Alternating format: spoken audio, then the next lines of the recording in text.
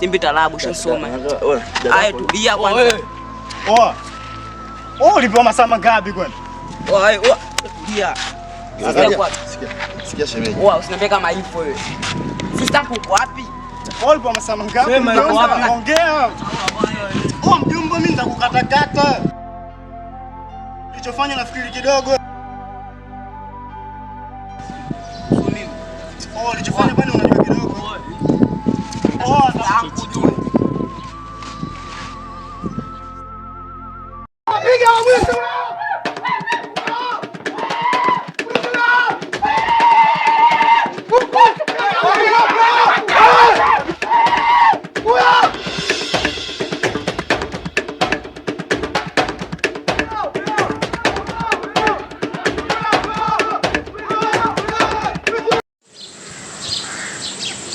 Una shida gani mjomba?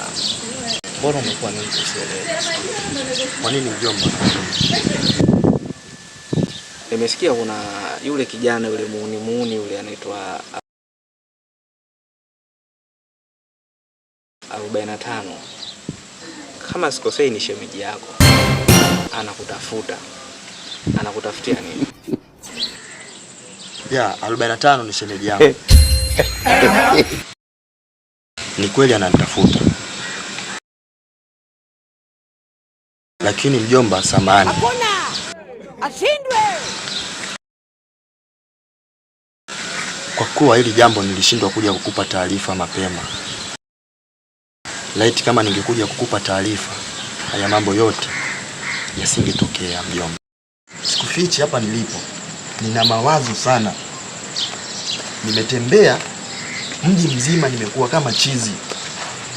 Namtafuta Asha. Mjomba, kumbuka nilikuelekeza sana kuhusiana na wanawake. Wakati unataka kuoa, nilikupa somo. Nilikwambia mwanamke anapaswa kujiandaa. Sasa, kwa nini mpaka inafikia hatua hii haujaja mimi kuniambia? Na leo siku ya 3, mtoto wako yuko nyumbani. Wewe unahisi hili jambo linaisha vipi? Mjomba, hapo ni kuombe radhi kwanza kidogo. Kwanza naomba unisamehe. Najua wewe ni mkubwa wangu na sikupingi. Ila baada ya changamoto hizo kutokea, nilijikuta akili yangu haiko sawa. Nikana zurura tu mtaani na mtafuta yeye.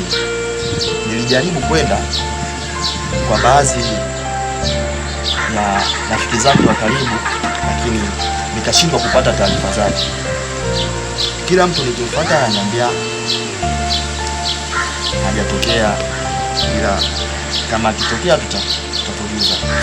Samahani mjomba, najua nimekosea, lakini kwa sasa hivi sina muda wa kukaa na wewe chini kuongea, sababu bado kichwa changu kipo lesi. Ila tutakapopata muda mjomba, nitakutafuta tuweze kuongea, maana ni story ndefu. Sawa mjomba, ila nikukumbushe kitu kimoja. Kumbuka unapokuwa kwenye wakati mgumu wewe unaniweka na mimi kwenye wakati mgumu. Kwa hiyo chunga sana mjomba. Sawa. Nisamehe kwa hilo mjomba. Basi haina shida. Acha mimi nikaendelee na shughuli nyingine.